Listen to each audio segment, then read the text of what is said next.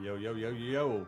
What's up, everybody? This is Winslow, and that is Carlos, and we are the Creative Whole Podcast. What's up? What's up? That's what I like to hear. Hmm. I like that jam. It's a good jam. Just saying. Great jam. So, what's up, everybody? So, like I said, we are the Creative Whole Podcast, and that is Carlos. This is Winslow. So, today we are going to be going over a brand new book, which is Leadership 101 by John C. Maxwell. Didn't John C. Maxwell do leadership too? Yep, that's what I was gonna say. I almost said leadership.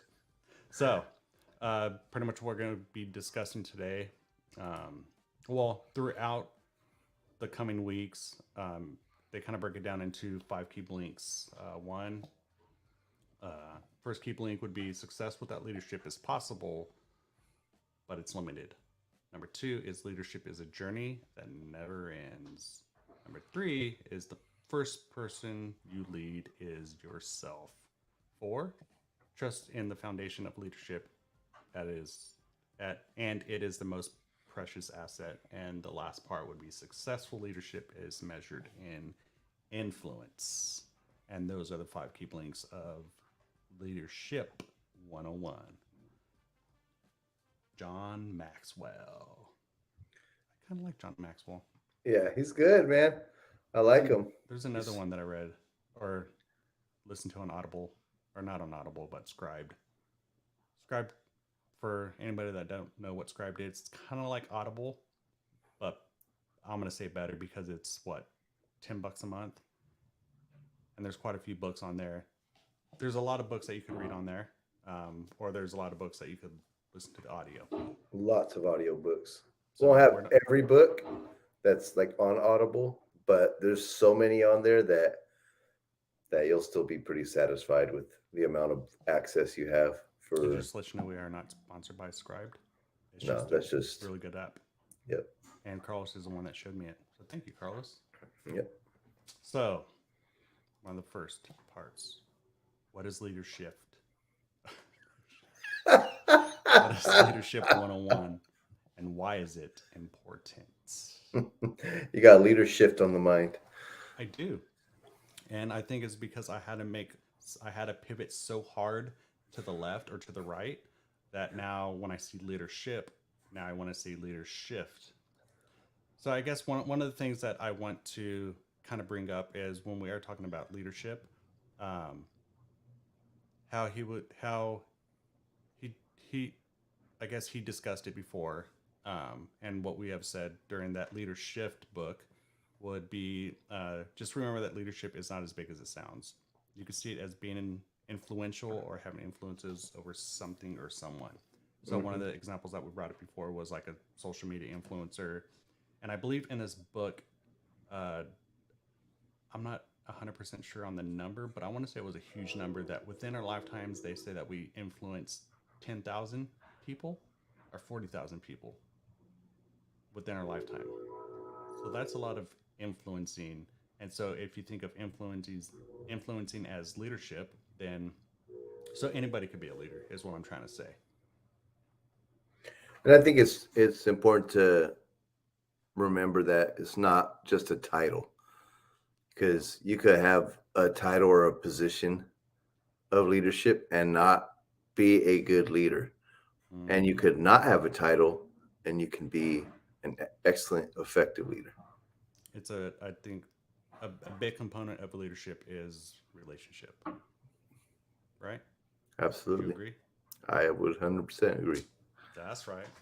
So the concept of Leadership 101 refers to the basic principles and fundamentals of effective leadership.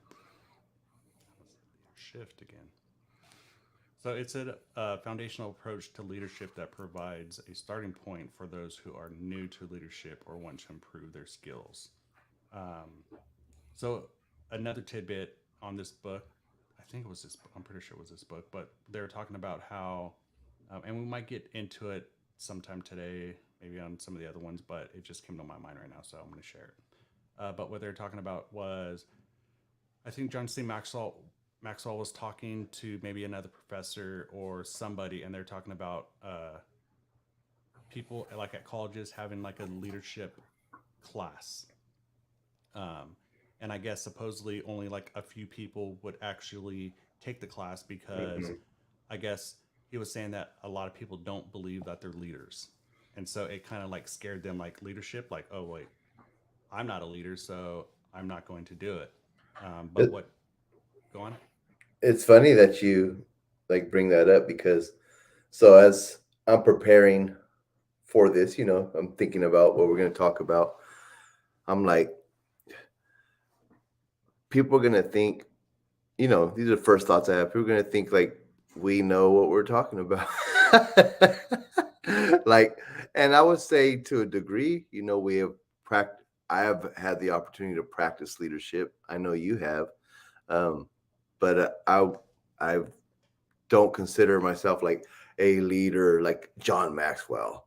Obviously, I mean the dude's like known. He's like leadership gold. He teaches. He's a leader of leaders, and I think there's like tiers. You Oh, know, definitely. you know, and earlier you were mentioning like if you think you're a six, you're really a five. If you think you're a five, you're really a four. And so just because we're talking about these topics doesn't mean we think we're this. But also we want to make it practical and relevant to decision making, problem solving, and In every understanding day. the influence that we have every single day. And I think that's the main point of why we do this, not because we're trying to like be these leadership guys, you know, even though I love the topic of leadership. I mean, it's awesome. I just love it. But I think who we are, and correct me if I'm wrong, but I believe who we are people that want to build community around relationships and have personal growth and spiritual growth. And I Yep. think within that, I think that's where we come in, is because we are relational beings and we do a lot of things based on relationships, based on decisions that we make. It's always, majority of times, it comes back down to relationships. And how I am anyway is I think about what is the other person thinking, because necessarily, I don't want to be rude. Um, Especially in the beginning of like relationship building and stuff like that. And so I think indirectly, I believe that we are leaders, maybe not in the upper echelon like John C Maxwell or anything, but I think, as you said, like tiers, like the tiers could be, there could be like 100 tiers, but I believe that everybody can be a leader of somebody, because all you have to be is a leader of one, starting with yourself. So that's leader of one, and then it could be, I don't know, your buddy or something like that. Like you could Hmm. be a leader of your buddy. Hmm. You know what I mean? Help him make right decisions, help them Yeah. improve their personal development, their spiritual growth. And so I do believe and I do feel that we are leaders. It's just not maybe the upper echelon as we think of John Maxwell. Yeah, I think that's it's a good point, and I also believe there's like something called situational leadership. So like I always think of like the geese, okay, and like they fly in that V formation, and so like The I've flying heard, V, mighty right, I heard geese. that they will switch out and they'll take turns, and one will be the leader and give a reprieve for the rest, and they actually benefit from that formation and the wind that comes from, I guess, how they're flying makes it easier for those in the back. And so as they get tired, they'll rotate. And so I look at it too. We also bring leadership in specific areas or at specific times. And it's not like a catch-all all the time. I'm the leader, Because yeah, right? and I think, I don't know if this is going to make sense, but I think, like you said, situational leadership, like there might be somebody that is a better leader at that situation than you are. And I think it takes a great leader, and a humble leader in order to be able to go in the back of the pack, because you know that this person is a better leader than you in this situation. Yep. Yep. So, the idea behind Leadership 101 is to simplify and distill the complex field of leadership into a set of core principles and practices that anyone can understand and apply.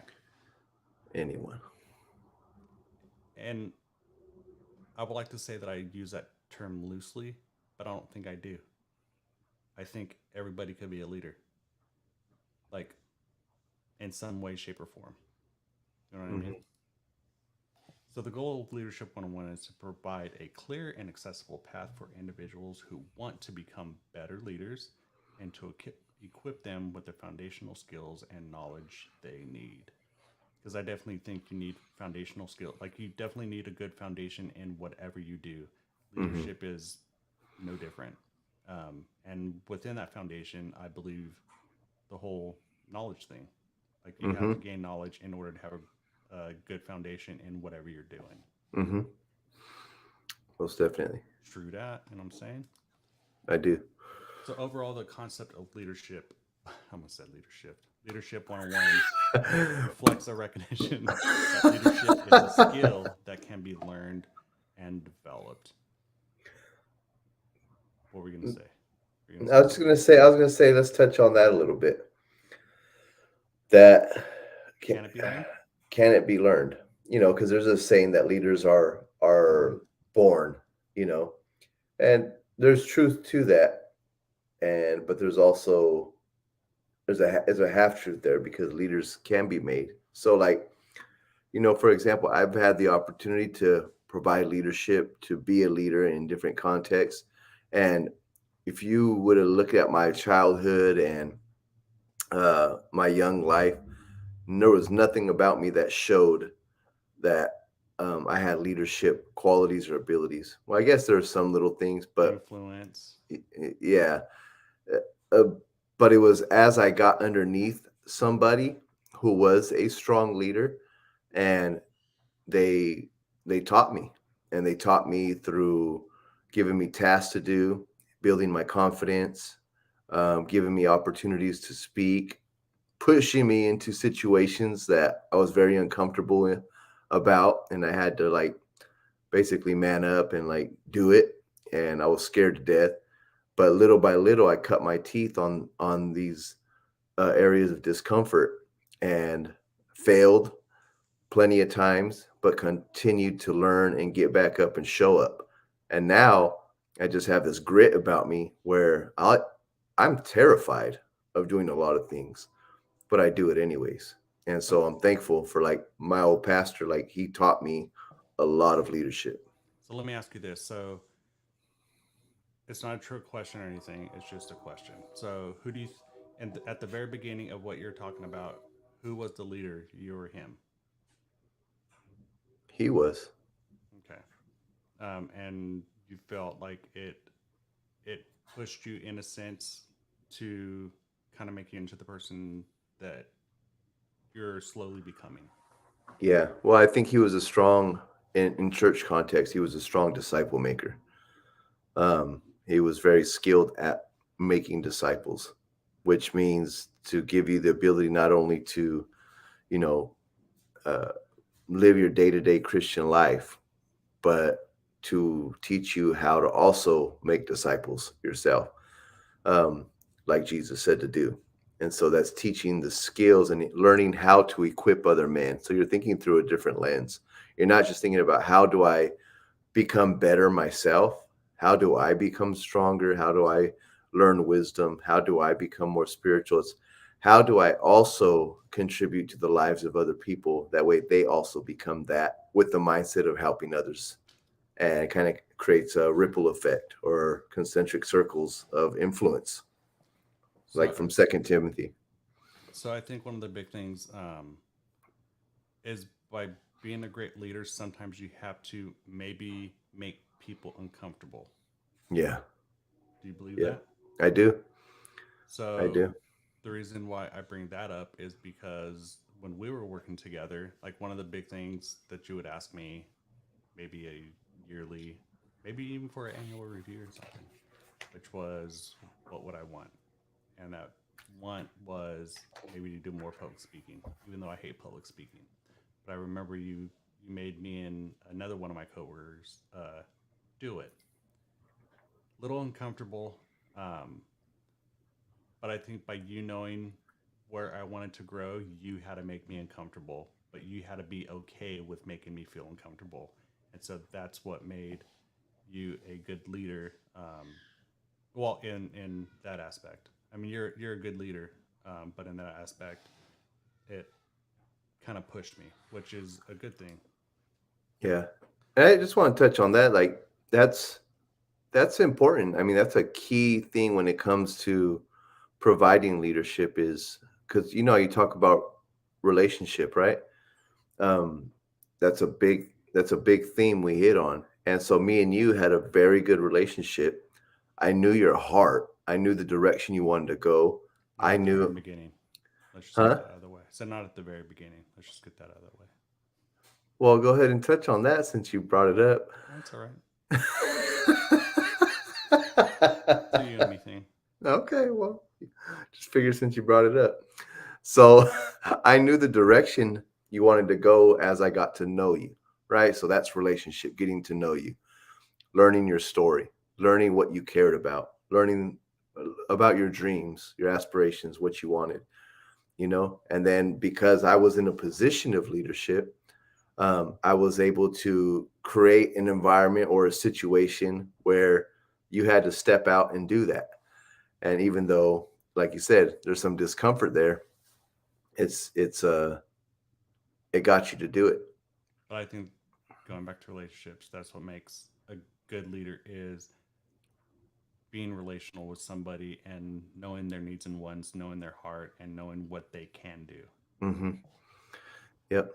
You're not just commanding people because you have like the power or position. You're actually serving them and helping bring out the best in them because sometimes people don't see the gold and they don't see what you see. And I think that's one thing. If there's a gift I have is I see the gold in people. Like I truly see the untapped potential. I see what's inside people that a lot of times they don't see themselves. And so that's what gives me joy is to tap into that and help them to see it. That's a good thing. Yep. So the term leadership often causes confusion or is misunderstood due to its association with business professionals, entrepreneurs, or executives. Hmm. I think that almost comes down to the thing that I was talking about with the whole class thing. Only a few people joined the class because um, they felt like this term leadership was some huge thing, like a business professional, Hmm. maybe not even entrepreneur at this time, but like a big executive or something like that, rather than at what it is at its core value, which is building relationships and knowing knowing what somebody is good at, um, and being able to lead them in whatever direction is for them. Hmm. That's how I believe. You know what I'm saying? Hmm. So this notion that leaders are only born and not made is a common myth. However, it is important to dispel these beliefs before they simply aren't true. And the one thing with that is, I think if somebody continues to hear like, "Oh, you'll never be a leader. You'll never be a leader. You'll never be a leader," um, I feel like they will embody that, even though it might not even be true. Maybe the person that's talking about leadership doesn't even really know what a leadership is at its basic influential powers Hmm. that it may be. Now, I do believe that some people might be born with having the grasp of leadership um, as like a natural thing, but I do feel that it can be brought out. You know what I mean? Yep. And not just like, oh, you're born with it or you're not born with it. Hmm. It can definitely be developed. So in reality, leadership is not exclusive to certain individuals or professions, and anyone has a potential to become a leader. And I like how it said anyone again, because I feel that anyone can be a leader. Winslow, do you think it's just using the word leader does provides more obstacles than it helps? Do you think if we were to replace it with some other word, that it would help kind of like free up the baggage that or the connotations that are connected to it. So yes, but the only other word that I'm necessarily thinking is influencer. Oh, I But knew you were even gonna say that. but even Like, don't but let say me that. let me finish. But even at that, that has like a negative ideology about it. Um, because when you think influencer, you think social influencer, which Hmm. I don't think that's not exactly what it is.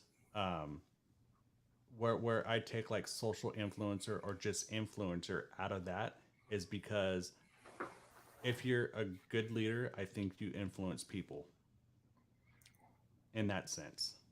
Well, I've also heard it said like I've heard people having leadership conversations about influencers, and they were making points that just because you're technically an influencer, right? And yes, leaders do influence, and that's pretty much the equivalent to it, especially from John Maxwell's perspective, that just because you're technically like a podcast influencer or, whatever, YouTube, whatever the case may be, TikTok, whatever. that if you're not actually getting people to take action, just because like you have like, you know, a million followers, but you can't really get any of them to do anything, then are you really leading?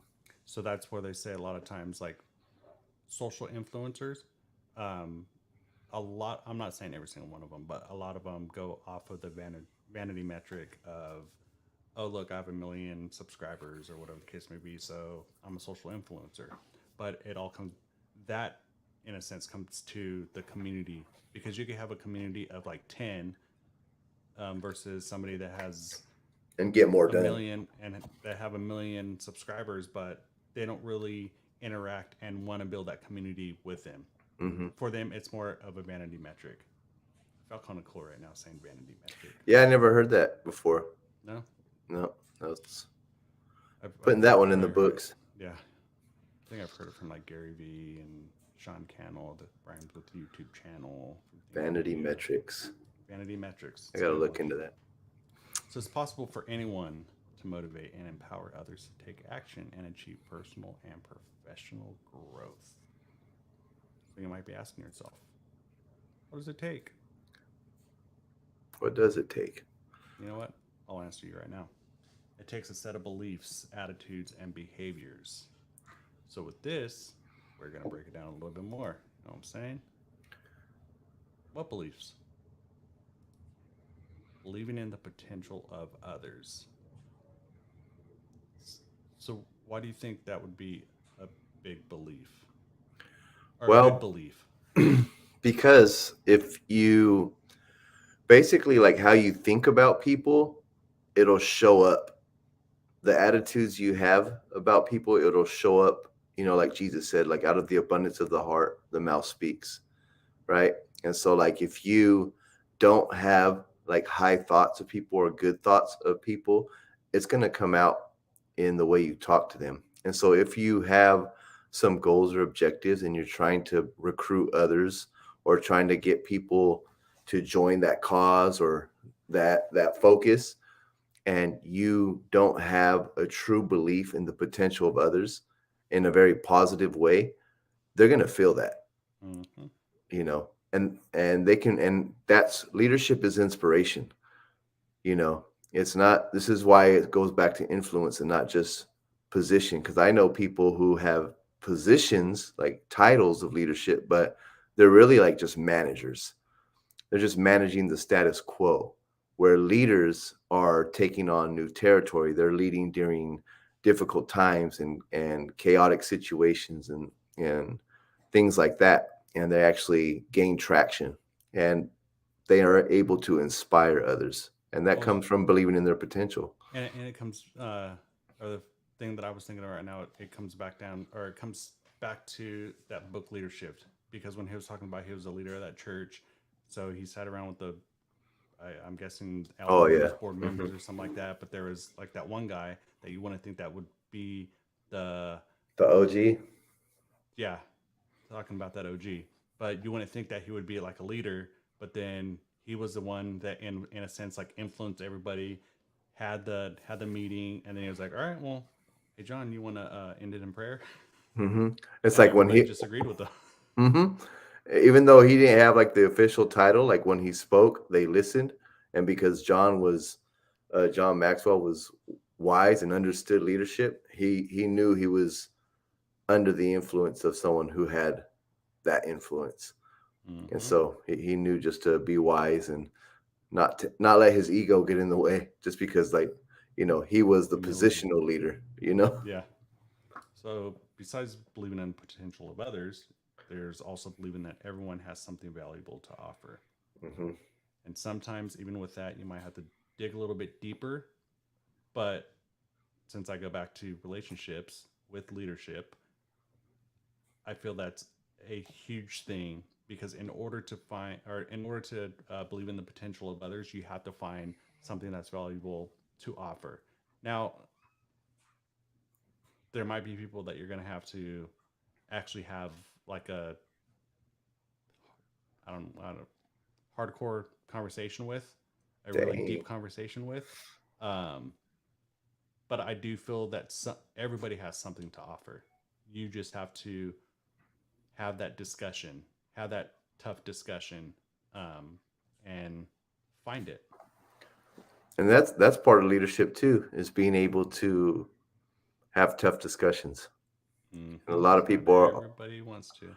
yeah, a lot of people avoid conflict, right? Or they fear conflict, or they're people pleasers.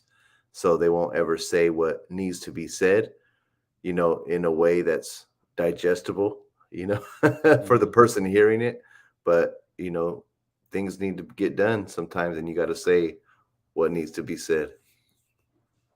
Because if you don't, then it might be something like super important that needs to be said. So believing that people are capable of change and growth. And I think this kind of comes down almost to the first thing, believing in the potential of others. Um, so by believing in the potential of others, that you can kind of see the valuable parts that they have to offer, and then where they can change, where they can grow, and you almost being that one that helps, I get in a sense maybe push them, because I've been pushed in certain regards. It was a good push. It wasn't anything against my will or anything, but it was a good push. I think that goes to one of the sayings, like, how's it go exactly? Basically, like, leadership is getting people to do something that they don't want to do. Initially, Yeah, anyways, sounds right. because no one likes to change, because it has to do with comfort. Comfort. A Hmm. lot of times where that comfort is connected to um, being in a place where I'm not afraid. That creates comfort. I'm not afraid. So if you're being pushed with a new task, a new responsibility, or an event or a gig or something like that, and you're like shaking in your boots because like this is scary, but that's where the change comes in. And if you allow yourself to go through that process, you build that muscle. And then And it if always you comes do it down, once, you can do it again. and it always comes down to um, that you will grow in the chaos hmm within. Pretty much the chaos is within your head, and it's not like your environment necessarily. But by pushing through that chaos, pushing through that not wanting to do it, it builds character too. And character is another, I think, big thing of leadership. hmm So believing that yeah, believing that leadership is a skill that can be learned and developed. So that would be like one of those things that I would think, if you think that it's only something that you're born with, then you're almost going to stop the idea that it can be a skill that can be learned and developed. Would you say it's as simple as a growth mindset versus a fixed mindset? I think that's definitely a good start. Yeah. Yes, because without the growth mindset, then you're just going to be eh, like it is what it is, um, and like some people are okay with it, some people are not, and that's why I think a growth mindset, just in general, um, just can help you in life in general. hmm I did say general quite a bit right now, but whatevs. Who's But another counting? thing that they're talking about is what attitudes, not a bad attitude. Carlos. Positive and supportive attitudes towards others. That's sometimes can be difficult. But I think Why do you think that's difficult to have a positive and supportive attitude towards others? so. I think it's not directly involved with them. It'd be indirectly involved with them, meaning that I would have to have a positive and supportive attitude towards myself in order to have it towards others. So then it comes back down to kind of going back to maybe the last book that we're talking about, the ruthless elimination of hurry. So if I'm in a hurry, I'm frustrated, I'm this, I'm that, I'm not going to be positive. Supportive, that's a little bit like easier because I can still be supportive in a sense, not in so much of a like a happy-go-lucky type of thing, but I could still have a supportive attitude towards others. What does that look like? What? Being supportive, having a positive and supportive attitude towards others. Like what? So What does that look like? So for well, so I guess it would be open. So positive and supportive attitude towards others would be to have that open mind, to hear what they have to say, to not judge anything that they're saying, to hear them out, and to use your, I guess, your leadership style, which would be something of a relational one. And so you want to hear them out. So by hearing them out and seeing what they want to do and what they see as something that's good, for you to support that. Mm-hmm. Yeah, definitely. So I think it's something as simple too, just as, how can I help? and it's literally that simple. That simple How is can I help? how can I help? But the journey is getting that thought inside of you to getting it out of your mouth, and then knowing like if they tell you how, that you really meant what you said. But then at that point, I think it comes back down to having that discussion, because it's not always the question is easy to ask, like, so how can I help? But if they're like, oh well, I want $1 million, and then you have that discussion, like, so why is $1 million so important to you? Mm-hmm. You have that discussion. You can ask, like, do you think maybe where you're at right now that you can do the $1 million, because you might be working at a place that only pays you $15 an hour. So then that's where that discussion comes in, and you keep having those open-ended conversations in order to bring out like what they really want. Mm-hmm. Yep. But I do believe it does start with that simple question: how can I help? Yep. So this is a big one, I think. The willingness to listen and learn from others. And I've learned this with when I used to do like mentoring. So I would mentor like, they're probably the ones that I have probably between the ages of like 14 to 17, maybe 18. And at this point, I was probably 15 years older than them. So how I have seen some people react to it is like, oh, well, they're 10, 15 younger than me. Like, what can I learn from them? But there's a lot that you can learn from anybody. And that's why, like, my big thing is I'm always willing to take that into consideration, that I can learn something from anybody. Mm-hmm. And it could be almost like a child, like seeing how they react to a certain thing. And maybe I've never thought about it. So then it's like, okay, like I get it. So Mm-hmm. I'm going to take that and I'm going to run with it. So definitely listen and learning from others. And when I say others, I mean literally anybody.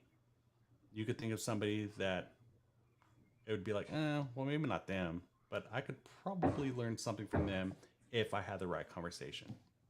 Most definitely. So, like for example, even today, I'm having a group. I work within a prison, and you know, on the surface, you're working with people who are criminals and have offended. They're offenders, done a lot of really bad things, and so you either truly embody the rehabilitation component and you truly believe in it, right? Or you don't. And so, because I'm a true believer that people can change and they just need the opportunity, it doesn't mean they're not accountable for the things they've done. It doesn't mean a lot of other factors that need to be taken into consideration. But when I'm in the room with those men and it's just us, it's my job to see the gold in them, to remind them of that they are powerful, because for negative, they're able to cause ripple effects across, Good ripple effect. yeah, everywhere, for good or for bad. And something that's a common thing that I tell these guys is, look, you guys are the teachers. I'm the student. I'm just here to facilitate the conversation around topics, Mm-hmm. because they're experts at their life experience, Yes, right? they are. And the reason I'm there is just to facilitate the conversation and ask thought-provoking questions that will help maybe bring some insight, which is part of that healing, part of that growth, you know? That's what I was going to say right now. Part of the growth. Mm-hmm. So another thing would be openness to different perspectives and ideas. So for the most part, like for me anyway, like I'm pretty open with different perspectives and ideas. And I think the reason why I am open to it is because in a sense it's their opinion on whatever the case may be. And so by me knowing that it's their opinion, like it's their opinion. Now, I will have conversation about their opinion, but I'm not going to necessarily just bucket and be like, "Oh no, you're wrong." It'd be like another thing would be like having that conversation, like that thought provoking conversation. Whether I change their mind or whether they change my mind, or like I don't necessarily go into a conversation of somebody's opinion and go in there with like I'm gonna change your mind.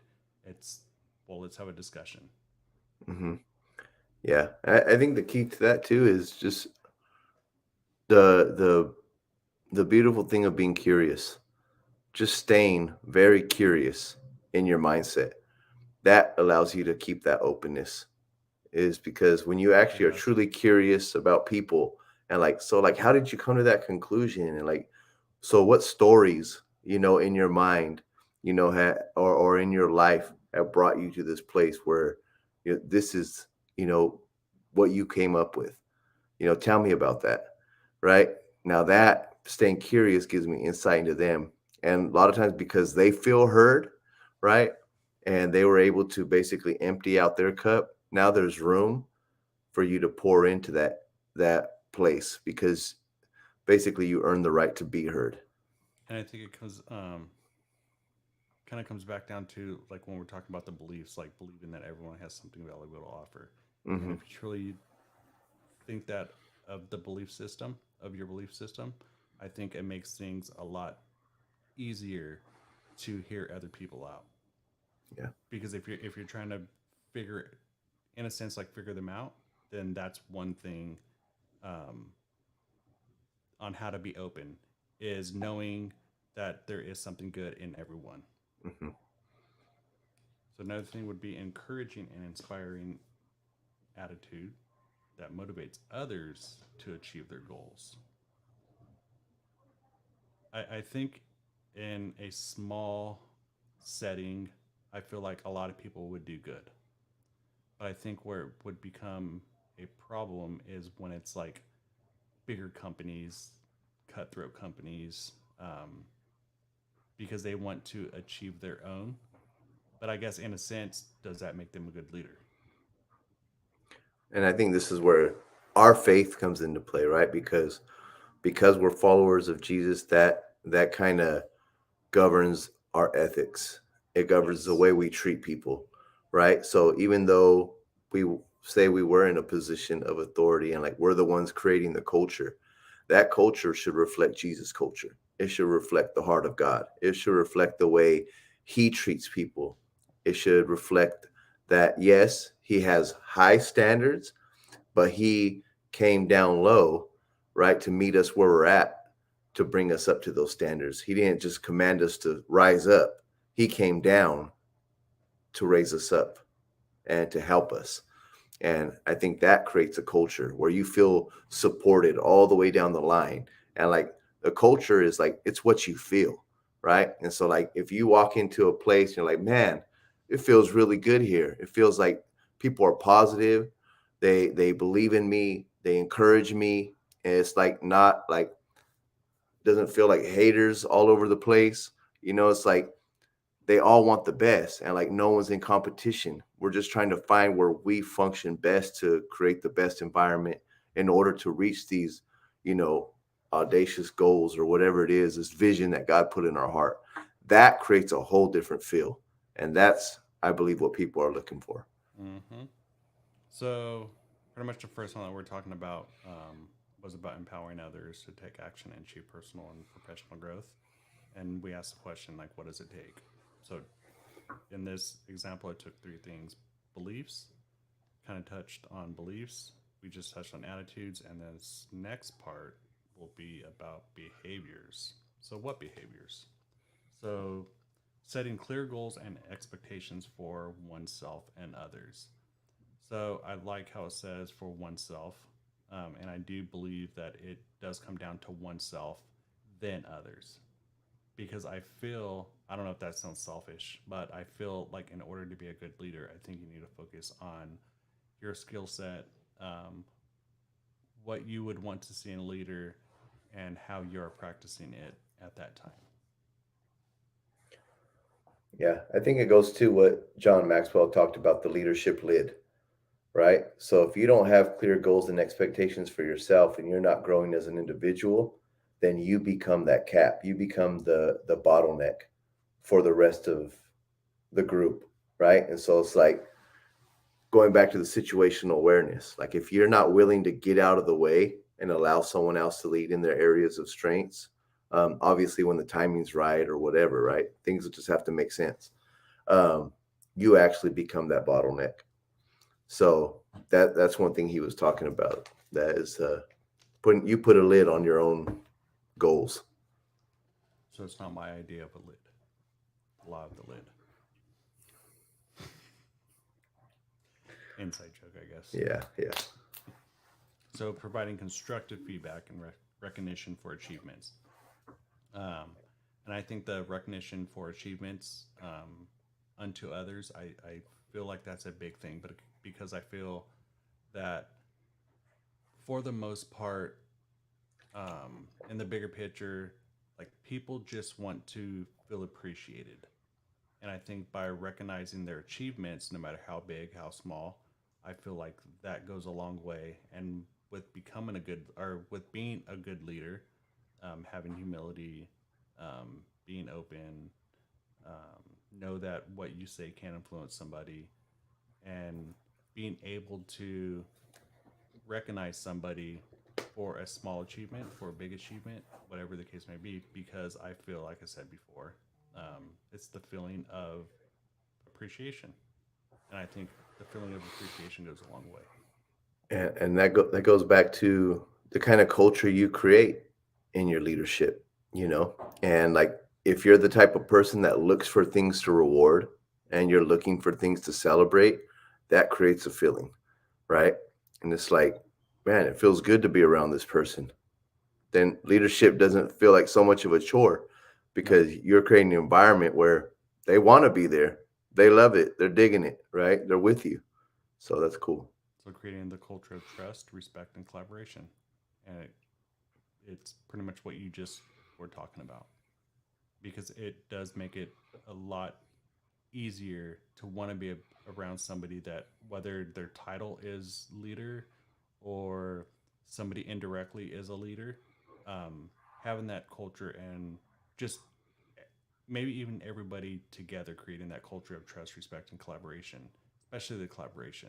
Because when you feel like you're a part of something bigger, it it brings out something better in people.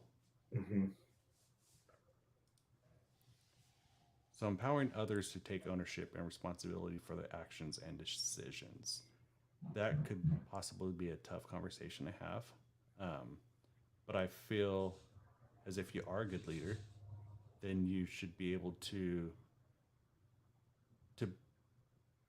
have these conversations with others, right? Hmm. and to empower them to take ownership. That could be hard, but it's So relationships, like it's rapport building. accountability, basically getting someone to take ownership is entering into a conversation of accountability, right? And like basically you're getting down into a person's desires. You're getting down to the nitty gritty. Like, so like, tell me, like, what do you want? What do you want? Tell me what you want. That way I can find out whether are we walking in the same direction? Are we working on the same things? Let's have a heart connection, right? That way you can take full ownership. That way, when you leave from that conversation, that person says, you know what? Yeah, I'm with it. I was doubting, or I was kind of like showing up, but I wasn't truly present. That's where like people do like the silent quitting or whatever that's called, where they're still showing up to work, but they're quitting and they're doing the bare minimum. And at the end of the day, that's the leadership is that inspiration, getting people to take ownership for their jobs, their roles, and their responsibilities and love doing it, But at the right? same time, like being a good leader, I think it comes back down to what you were just talking about earlier of being able to learn from everybody, because maybe you're going to the left, which it looks like I'm pointing to the right, but you going to the left and wanting to go to the right, but you being able to learn from them, like, okay, well, maybe the second part that you said sounds a little bit better than what I was thinking. So by you being a good leader and knowing all these things, you're like, okay, well, how about this? Not always whatever you say goes, because somebody might have a better idea on how to get to the destination. Mm-hmm. Yep. So, leading by example and modeling the behavior and values expected of others, which that is a good one, It's because everything. if they see you doing something else, they're like, oh well, you did it, even though Mm-hmm. that's almost like a cop out or whatever, because you should have your own work ethic and doing what is right. So it kind of makes it a little bit hard when, like, we'll say the leader is supposed to be doing something and they're doing it like totally checked out, and then all of a sudden it's easy for you to get checked out because you see them doing it, so it makes it a Mm-hmm. little bit easier, right? You see they don't care, or their heart's not in it, or they're not, having full integrity. And so Integrity. that Yes. makes you not be so bought in because they're not bought in. Hmm. And it goes to the exampleship.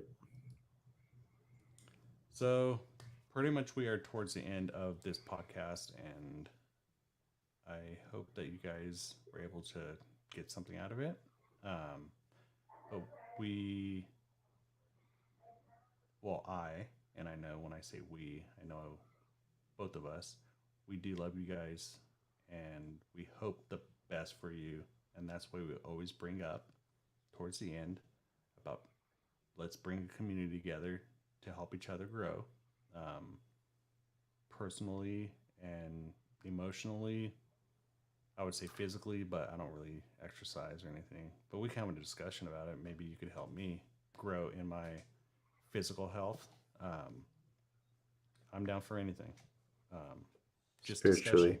thought provoking discussion, as Carlos likes to say and do. So today's key point, I just want to go over real quick, would be success without leadership is possible, but it's This limited. this is what we're going to talk about in the next episodes. Oh, this is okay. Key idea number 2 is leadership is a journey that never ends. Key idea number 3 is the first person you lead is you. Key idea number 4 is trust is the foundation of leadership and its most precious asset. Key idea number 5, successful leadership is measured in influence. So, with that being said, I just want to say thank you for joining us on another episode of the Creative Full podcast and us introducing the book Leadership 101 by John C Maxwell. Um, if you guys do, in fact, want to read it on your own, um, we don't have a link at the bottom, but you can try Scribed Out. Um, it's on And that's audiobooks. S S C. R I B D, Yeah. scribed Try it out. You might even be able to get like 30 days for free or something. Mhm. Check it out. Let us know what you think. But yes, thank you again for joining us on another episode of The Creative Hole. And we can't wait to see you guys next week. Yeah. Peace. Thanks for joining us, guys. Have a good week. Sir. God bless. Just want to do a little head nod.